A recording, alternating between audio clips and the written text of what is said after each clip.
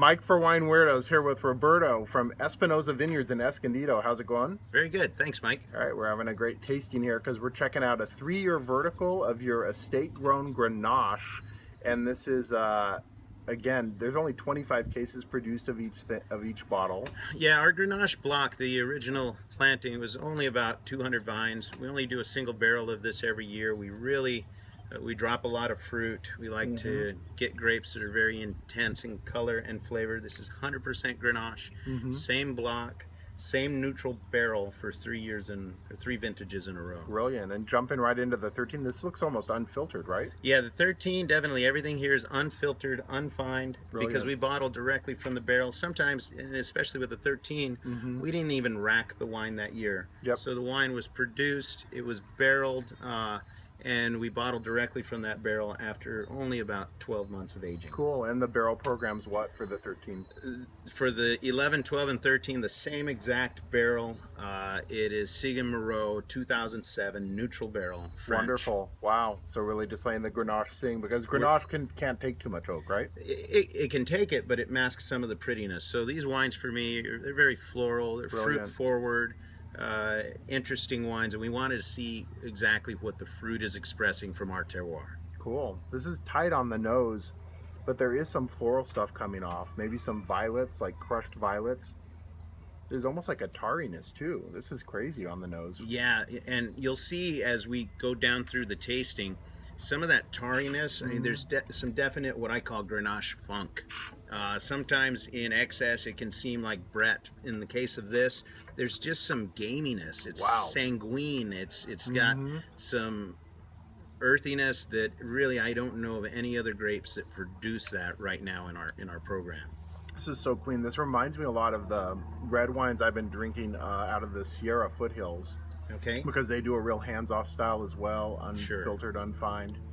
And this is reminding me of that. But wow, I'm really getting like a complexity. There's like a pine tar thing coming through. Yeah, definitely. What's interesting about this grape as well is it's a single block.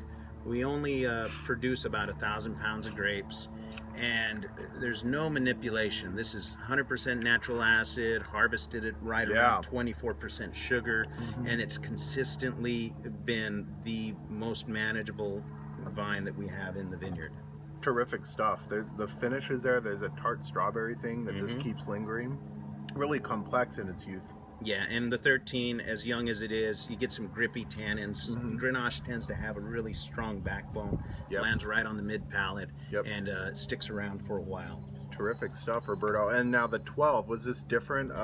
Different climate, different weather going on here in 12? You know, 11 was coming, and I'll just kind of run through them really quickly. Wow. The 11 is coming off of a wet year in 10. Right. The 12, we're starting to dry out. The 13 is the driest year that we had. So you'll see a little bit more intensity and I think weight in the 13. As we get back down through the 11, you have just a little bit more elegance and softer tannin structure. There's really a great difference aromatically between the 12 and the 11. The 12 is really rambunctious. And the 12, I think, you'll see that the complexity improves with time in the bottle. I like to bottle these wines with high tannins only after about a year. Grenache is susceptible to oxidation, so we don't want any sherry-like qualities. Right. So by bottling it early, you'll have something that's grippy, as in the 13. Right. But after it spends a year or two in the bottle, you'll see some of that structure soften and the complexity and prettiness will come out. Brilliant. Well, help me pick apart the nose on this 12. I'm getting like a candy cane thing, like a almost spearmint. This is something I've only experienced in Napa Valley Reds. There's something going on that's like a Martha's Vineyard. There's a little bit of a menthol, a little mintiness. Thing. Yeah. Yeah, and that just seems like it evolves over time. The vineyard, like I said, is single block. We are planted on decomposed granite. There's a lot of minerality. We have some quartz, high iron in the soil. Again, the tannins are still very apparent on this wine. Oh yeah. This is something as simple of a wine as it may seem. I think is going to age a very long time. Yeah, I don't see this as simple as all. I think this is complex and really interesting. This is more brooding. This is more like Mourvedre, I would say, than the 13, which is just straight up the prettiness of Grenache. This is more serious and earthy. That's what I'm getting. I agree. There's been some time since I've tasted this wine. This is pulled out of our what we call the The library art. wines. Yeah.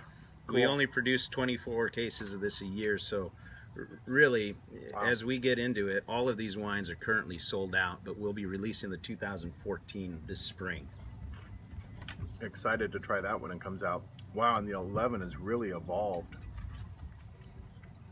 On the nose, it's all about earth, almost a mushroomy Pinot type thing going on the nose. On the palate, what's it doing for you?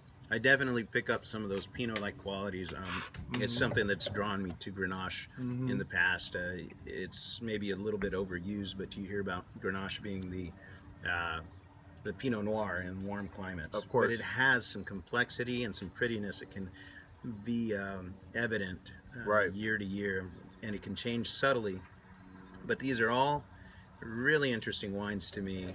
Yeah. Grenache for me is just the most interesting grape that we grow. Yep. Some people love it, some people hate it. I think I love it. I love what you guys are doing. Very cool stuff, and highly recommend people check out their estate in San Diego County, North San Diego County in Escondido. Yeah, we're right near North County Fair, which is Villa Rancho Parkway, Pomerado area, Lake Hodges. Cool. Super close to San Diego. Come up and see us sometime. All right, cool. Thanks for coming out, Roberto. We'll Thanks be for having back me. with more on Wine Weirdos. Cheers. Cheers.